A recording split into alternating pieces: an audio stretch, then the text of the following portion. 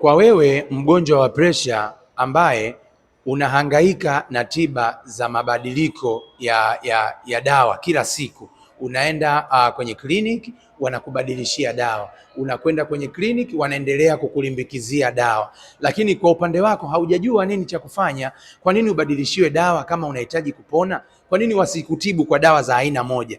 Mimi nakutibu wewe mwenye changamoto ya presha kwa dawa za aina moja ambazo ni viambata asili, hazina kemikali ndani yake 100%, na zitakusababishia upone presha ndani ya miezi 3 mpaka miezi 4. Sio tiba uliotumia wewe kwa miaka 5 mpaka 10 sasa ninavyoongea na wewe. Sasa tiba hii haikusaidii, inalimbikiza sumu. Kwa hiyo chukua uamuzi leo, chukua namba yangu hapo bio. Unataabika na presha lakini bado una maamuzi mazito, follow na kushare akaunti hii ili uweze kupata msaada wa tiba yako ya presha. Chukua hatua leo.